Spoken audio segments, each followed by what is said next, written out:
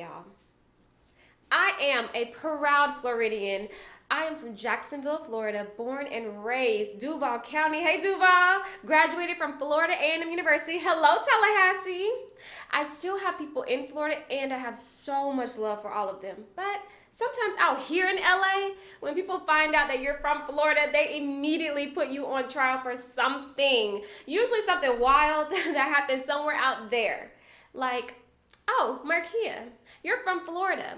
What do you think about the alligator that was elected mayor of Topeka?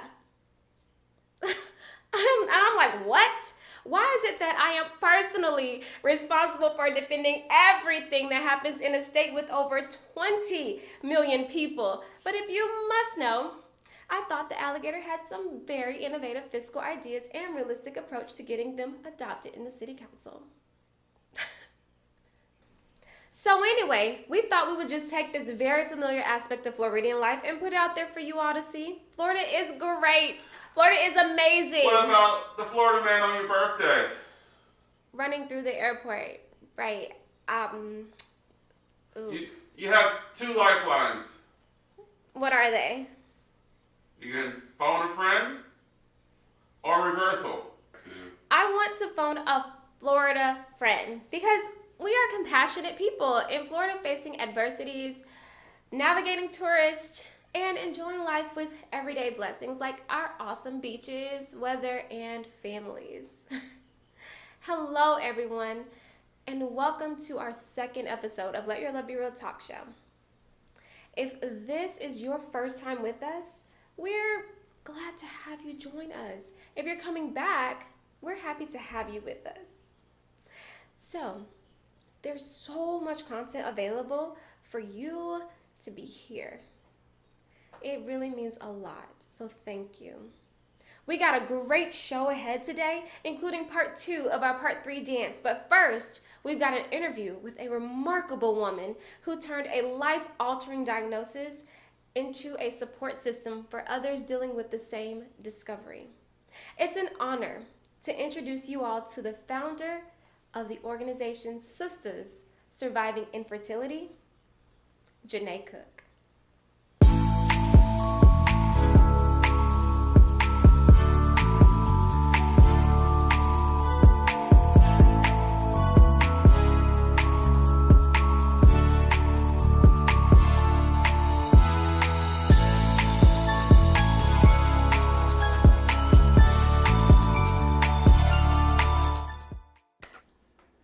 Hello, Janay Cook, and welcome to Let Your Love Be Real. It is a pleasure to have you with us today, and thank you so much for answering the phone. Oh my gosh, girl, how are you?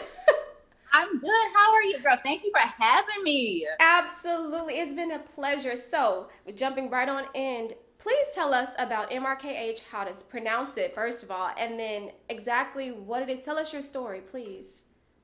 Yes, so MRKH stands for Mayer-Rokitansky-Kuster-Hauser syndrome. It was named after the 4 doctors who discovered it. I want to say the 70s or 80s, don't quote me. But to give you guys an idea of what it is, basically women, we're born without a complete reproductive system. So we can have, like an underdeveloped uterus, an absent uterus. We don't have a vaginal canal or a cervix. So in my case, I was born without the uterus, the cervix, and the vaginal canal. And as a result, we can't conceive, naturally because of course we don't have the uterus for the baby to, grow in. And then also too, with us not having a vaginal canal, we have to either get surgery or a non-surgical procedure called dilation, which is what forms that vaginal canal. And then also one thing that, I'm really passionate about is verbiage, because we do have a vagina. We have the outer parts. It's just that the insides didn't form properly. Mm-hmm. Thank you so much. So specifically for your story and your journey, what was the time that you discovered that MRKH was becoming a part of your life, or was a part of your life? Like, what did that journey look like? When did that start for you? Oh, well, for me, I really like to say it started when I was 14. I wasn't diagnosed yet, but I had a dream that I couldn't have children. And it was just so, Wow. I want to say like traumatizing, because for one, I've always felt different. And kind of going back to the diagnosis, we're typically diagnosed when we don't have a cycle. So like, I'm going through middle school, high school, still don't have a period just yet. And, of course I'm thinking to myself, like, what's going on? So my mom and doctors just thought that I was a late bloomer. So when I was 17, I went to my primary care doctor, and he told me I think it was a few months after I turned 18, that's when he said, okay, cool, you need to do a pelvic exam and just kind of see what's going on. So when they try to do an exam, like the doctor could barely get a finger inside of my, vagina, because of course it hadn't formed. And then I went through all of these different doctors, MRI and just all kind of things. So it started at 18. And, when I was diagnosed, it was very, it was like a gut check, in a sense. I don't know how else to describe it, but it was life-changing. My doctor was not compassionate at all. He just laid it out for my mom and I. And it was, I don't know it was just so like, I hate to say it, keep saying traumatizing, but that's all I could think of, because for one, I feel like a lot of times doctors, they don't focus on the mental aspect. The first thing they focus on is, okay, how can we fix you? When I say fix you, I mean like the now part, instead of, wondering how is our mental, how are we processing this? And another thing too, is when a doctor tells a young lady she doesn't have a vagina, you go through so many emotions. You question who you are, your purpose, for some people, their sexuality. It's not something that I feel like should be delivered in like a nonchalant tone. A lot of compassion and, like I said, the verbiage plays a big role in that. Absolutely. So speaking about when you mentioned about how you were affected emotionally, what did the journey look like as far as self-respect and self-love? Like, were you able to adjust to loving yourself through that process at the very beginning? And then were you able to receive love from others? Ooh, girl. Wow. The self-love part came definitely later. I'm 30 now, so I've been on this journey for over 10 years. And I just tell people, like, for me, happiness came to me in a sad vehicle. I've gone through so many different, experience. I feel like I've been, 10 different people from now up until my past. But the self-love part, wow, that journey just looked like a lot of prayer, a lot of, depression, isolation. I hated God. I questioned God. It was a lot of internal battles that I don't think I was, prepared to fight, because with MRKH, it affects, well, I know I'm kind of throwing facts at y'all too, but it affects 1 in every 4,500 to 5,000 people. And so a lot of times, like the only way for you to meet someone else with it is via social media. And then, setting up a meetup or whatever the case may be. But in my case, I had no one else to turn to. So the self-respect part, my self-esteem was very low. I was searching for love and validation.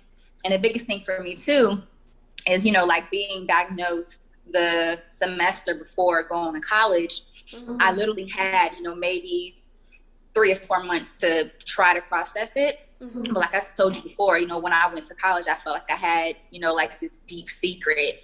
And a lot of my roommates, they didn't know until I came out about it, maybe 3 or 4 years into college. And then of course, that's how my story a lot more. They're like, wow, why didn't you say anything about it? So it's very isolating, and it's a journey. I feel like, unless you really do have a strong support system, like it will break you.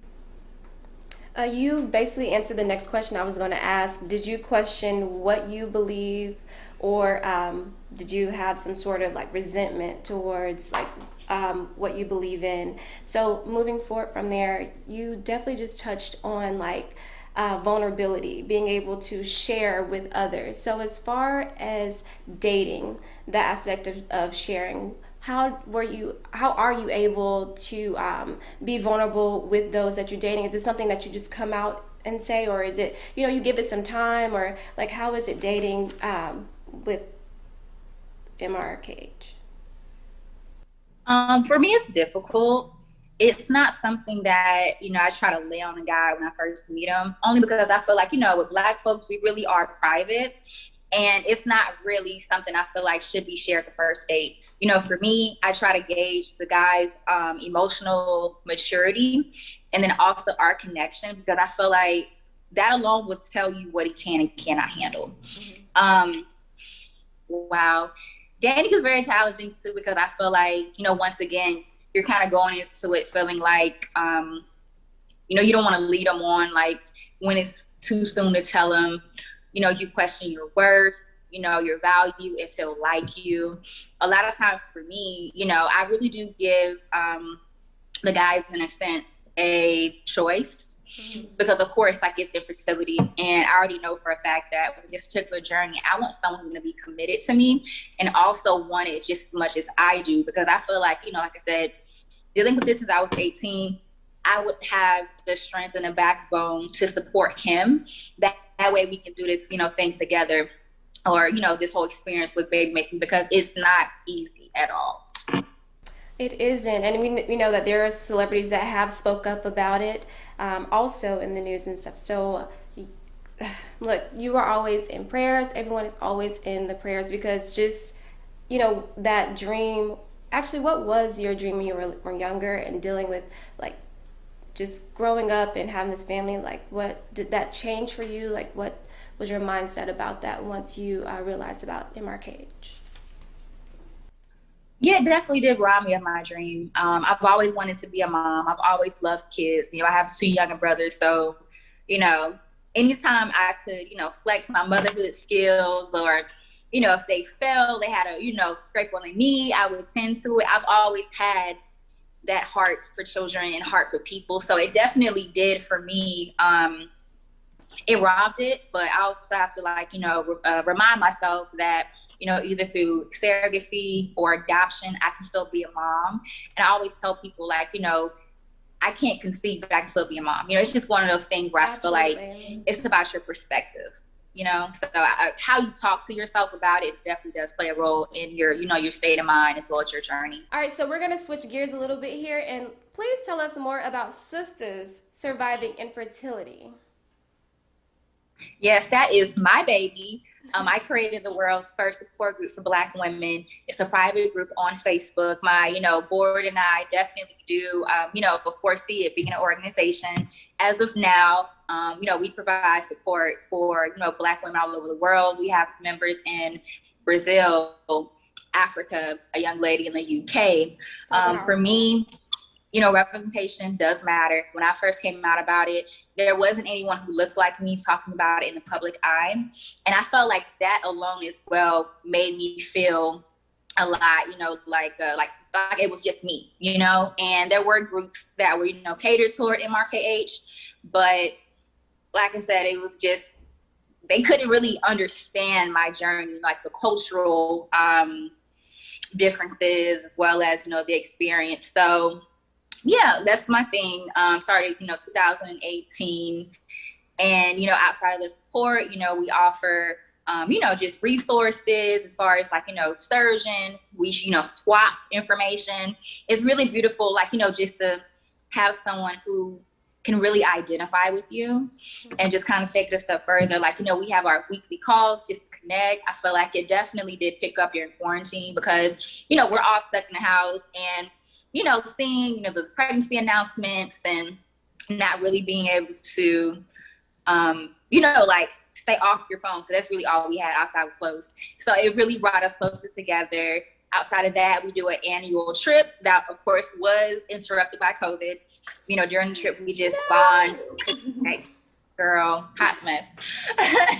So yeah, we bond, connect, we do community service. So it's something that I'm still getting off the ground, but I'm really proud of the work that we have done. And another thing that's, really special too, is that my group and I really are the first, Black women to really share our experiences publicly. So with that being said too, take anything for granted. And, we know for a fact that, we're the face for a lot of women who, look themselves in the mirror and they don't feel beautiful. They don't feel worthy. And, they're sitting at home, like questioning, like, what's wrong with me? So we're really hoping that by sharing our stories and with me sharing my story, that, we're really providing hope for, other women. I'm extremely, extremely proud of you. Like, you have been doing amazing things in the community, amazing things. Just, I love watching you on Instagram, girl. You inspire me so much. And I do want to know, what advice do you have for young women, a young woman who may wake up one day and experience MRKH and, get that diagnosis from their doctor? Like, what advice would you give them? I would say it doesn't get easier, but you get stronger. It's so many layers to MRKH, to the point where you will feel defeated a lot of the time, but you just have to keep fighting. Support is really big with this journey. Find a community who, definitely supports you. They can love on you, pour into you, because you cannot do this by yourself. I tried, honestly, for a couple of years, and literally like the worst decision I could have ever made. But also too, because, I wasn't quite sure how to process it, because I didn't get therapy. Like, that's one thing I do regret, was not getting therapy, because I was too ashamed, and I'm in college and talking to my parents. They're like, you should be focused on school. So yeah, just, surround yourself with people who can love on you, cheer you on, and just know that it's gonna get better. Like, it will. Thank you so much. Like, I'm like almost on the borderline of tears because of how beautiful, like, you've done so much for women in general, and being that we are African American women, and that the medical field is not always the easiest to maneuver with us. So I just want to tell you once again, like, giving you your flowers, that you are doing a phenomenal job, and you are just paving the way for many of us. But I do want to switch gears and talk about how you maneuvered college, and just how you grown into this beautiful woman, even though maybe in the back of your mind this may be something, but just you maneuvering and switching gears, as you just mentioned shortly, that it doesn't get easier, but you get stronger. Like, what have you maybe looked up to, looked after, like, what are some things that you've, I guess, put to the forefront that has helped you continue to bloom? Oh, girl, first of all, you about to start crying. Thank you for that. Sorry. Whew. I'm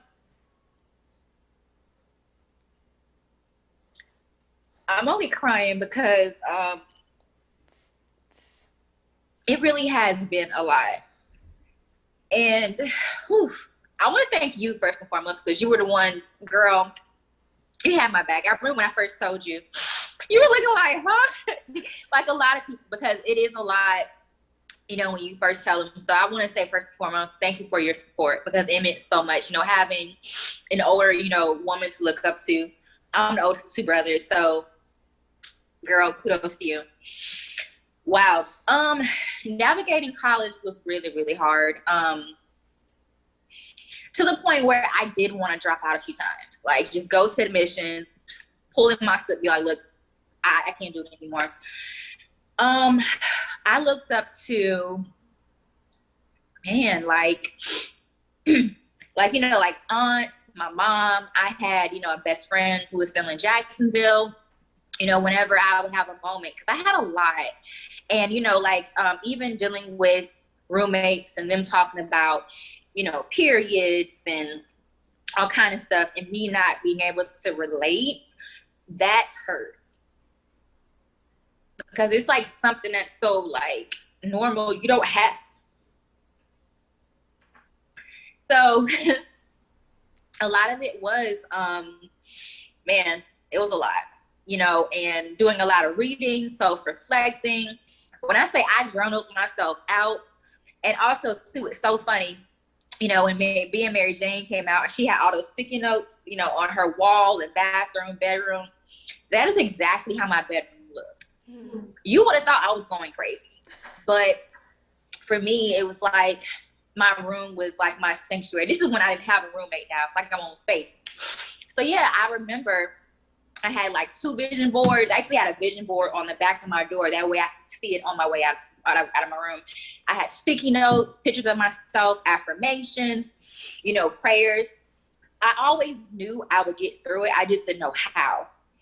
And one thing about me is that I do have a quiet strength that I had to tap into that got, stronger as I got older, because that's when the confidence came in and just that reassurance from God, like, just trust the process. You're gonna be fine. I promise you, everything is full circle. So all of that, I kind of feel like I'm rambling. That's how I got through college. It took a lot of strength, and I don't know how I did it. I remember, one young lady, she said that she did drop out of school. And when she said that, I was like, Janay, like, you did that. You know what I'm saying? Throughout everything with, not feeling, worthy enough, my grades were decent. I know I could have did a lot better, and that's something that I had to, really let go of. Like, you were going through this whole condition, in a sense, physically by yourself. Family and friends are all in Jacksonville, and here you are in college trying to process all of this by yourself. Like, it was a lot. So, I really had to give myself grace for sure. Yes, grace. Oh, Janay, you are such a beautiful person, and I love how you just persevere, and you do it with so much grace and poise. And the fact that you even thought of other women, other people that may be going through this, just says so much about you. So I do want to once again give you your flowers, and I'm super excited to see sisters surviving infertility just completely take off, because the world needs it. The world needs you. So thank you so much for this beautiful interview. Where can we find you? Where can we find maybe on your social medias? Yes, my Instagram is the letter B, natural, and then the number 13. The Sister Surviving Infertility Instagram is in my bio. And if you are interested in joining the group, it is on Facebook, Sister, so SISTAHS, Surviving Infertility. Just, put in the search bar, maybe MRKH after, but it'll definitely come up, and, we'll add you. And one thing too about my group that I do like, we don't always focus on MRKH. We be having a ball, y'all. Like, it is so much fun. And that's one thing I really want to bring to the forefront, is that MRKH does not define you. One thing about me, if you ever follow me on Instagram, child, I be having so much fun with my life. Like, and I'm the life of the party, Always. Thank you. And honestly too, like, when you love life, it is so infectious. And, I want people, whether you a man, woman, you have a markation, not, I want people to truly be authentic and live themselves. And I feel like, what better way than to start with myself as an example. Well, Janay, thank you for chatting with us on Let Your Love Be Real talk show. We hope to see you again, and have an amazing day and an awesome, prosperous year. And girl, keep doing your thing, girl. Girl, love you. Love you too. Bam you. Yeah. Bam you. Bam you. This interview will go down in history. It's a surreal moment to have your own talk show, but also be able to interview a friend. We actually went to karaoke last year in Florida, had a blast. I'm still not sure if all of Florida knows we're still in a pandemic. Are you excited for the next steps to the dance? 'Cause I am. If this is your first time watching Let Your Love Be Real talk show, please wear your workout clothes for this next segment. It's time to pass it on over to the field. Welcome back to Dance Love Fit with Tay Ryan and Markia Butler on Let Your Love Be Real talk show. So this is section 2. If you have not seen section 1, I encourage you to go back and watch. So today, Tay is going to give us everything you got. Section 2. Here we go.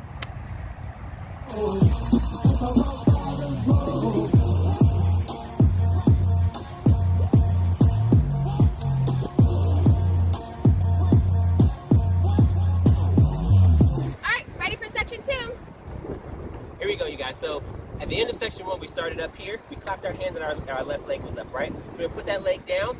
Boom! And we're going to lean over into that leg. Then from here, we're going to put our arms back. Boom! And we're going to bring our right arm forward. And we're going to give ourselves a little bit of a pause. Hop. Boom. Then we're going to go, what? And from here, you're going to step on your right leg. Roll your back towards the left. Boom. Then you're going to step, rolling the other way. Section 2.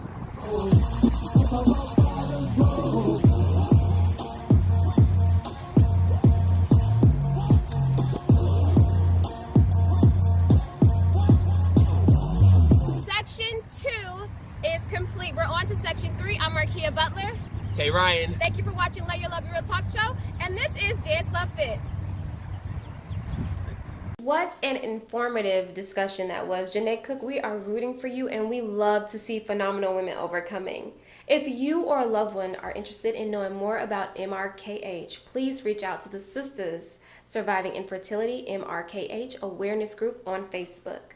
There's never a wrong time to support awareness and to show support. Speaking of support, we have a live campaign going on here at Let Your Love Be Real Talk Show to increase our production value. Please check it out. Thank you to Paula and Gratisha for supporting our GoFundMe. Thank you to DJ Angelo for allowing us to pay homage to DMX with his Rough Rider remix. Thank you to Tay Ryan for showing us awesome choreography. So excited to get you all moving and grooving.